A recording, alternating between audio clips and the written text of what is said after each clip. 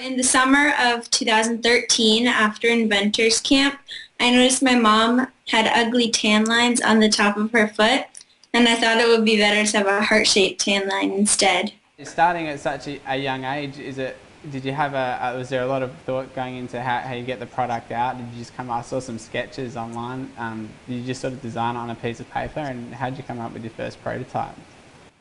Well, my parents helped a lot, and they hired a designer, and we sat in a room and we just discussed what it was going to look like, and then he drew it out professionally, and then we got a prototype. Our first prototypes came from Aldo.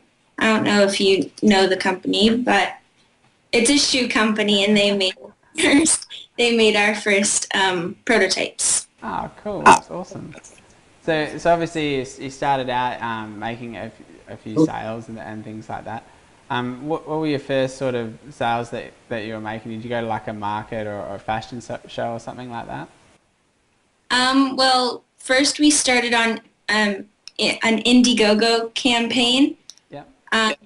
Yeah, and we raised $15,000.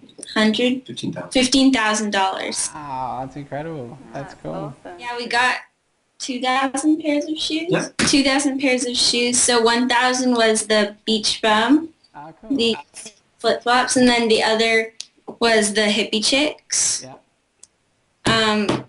Yeah, and then we had a factory, and we just sold them mostly on my website online. So we are going to sell our shoes on hbc.com. Hudson's Bay Company. Hudson's Bay Company is Canada's largest department store. Was there anything in particular, news coverage or magazine coverage, that really took the business off in those early days when you were first starting? Well, I was on Canada AM, which is a news... National morning news. Yeah. Not news, it's morning, talk show. She was also on Dragon's Den. That one must have... Oh, wow. Wow. That's cool. Yeah, we love Dragon's Den and Shark Tank and stuff, so that's awesome. They would put us in the room. So they said, okay, Abby, it's your turn to come in. And then they said, oh, parents, you can't come in. We're like, what? What? So, they oh, wow. put in by themselves. So how'd you go with that, Abby? Yeah, That would have been can pretty you tell us about confronting. I didn't see that when I was Yeah. Well, I didn't get a deal because they weren't experienced with shoes. Just nothing else. Think of the skill set that's going to give you pitching to high level people like that at such a young age. That's an incredible skill in itself. Just to be dealing and having conversations with people, entrepreneurs at such a high level is. So how did you learn your pitch, Abby? Is it something that you had to get word perfect? Did it take a long time to put together? Well, here's my rice Speechwriter? Yeah, and then a lot of practice and also rewording it. Is it purely online, Abby, or how do you drive I don't know, traffic or customers or clients to your Sandal?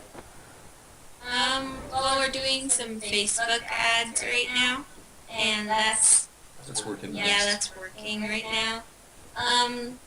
Also, just selling. Yeah, just going to meetings. I Yeah. think people really discount. If you're going to do an online business, obviously online marketing is important. If you're going to build a large, scalable shoe company where you're going to be, selling globally to retailers, there's really no substitute from picking up the phone, getting meetings, going to the meetings, pitching.